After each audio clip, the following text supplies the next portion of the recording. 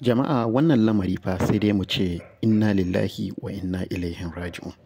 Domin kuwa har yanzu Bello Turji yana da ƙarfin da zai yi kidnapping tare da neman kuɗin fansa ta hanyar al'umma. Ku kalli bidiyon wani matashi da ya shiga hannun shi wanda aka yi ittifaki da cewa ɗan gidan Isahaka Rabi'u ne. Ku kalli bidiyon dai gashi nan. Yi bayani sosai. Ni ne bai da masu Isaka. Bai da masu Isaka na gidan Isaka Rabi'u. Yanzu ga nan gurin an yankin nafin ɗina. Da Allah a taimaka baba. Yankin Bello Turji kuma dan ubanka. Da Allah a taimaka. Yanzu haka ina hannu. Ka ce kana hannun Bello Turji. Da Allah a taimaka. Kuɗi ake so dan Allah ka kuɗi da dan Allah su ce. Dan girman Allah. Ka ga a hannu nake wallahi. Yanzu haka wallahi ina hannu. Ina hannu yanzu haka wallahi. Kowa wita ce Bello Turji kuma. Ina yankin Bello Turji kuma. Ina yankin Bello Turji yanzu haka hannu nake.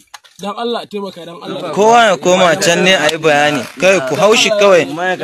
Kuma kowa ya koma can bayan shi, wasu su koma can bayan shi tsaye. Zaka ina hannu kuma ina bayani. Dan Allah baba dan Allah. Wallahi ina cikin wani hali dan girman Allah ka taimaka mu. Dan Allah baba. Taimaka ma in ba ku kawo shi ba kashe shi da Allah.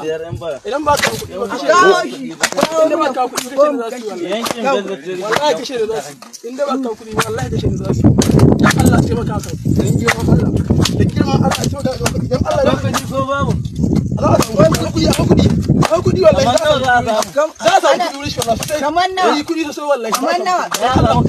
Ko bugu da wani za a samu kuɗi. Wallahi za a samu kuɗi. Wallahi Allah za a samu Kamar nawa za a dan Allah taimaka ka kuɗi. Za a samu kamar Dan nawa? ba ka kuɗi ba wallahi kashe da zasu dan Allah. Kamar nawa za a samu a kira za magana a samu kuɗi sosai wallahi. Wallahi Kamar nawa? ko da kuke bukata wallahi za a samu kuɗi wurin shi. Ana Dan samu. Allah za a kira dan Allah. Ko nawa Za a ne? samu kuɗi dan Allah. Ka ce an sa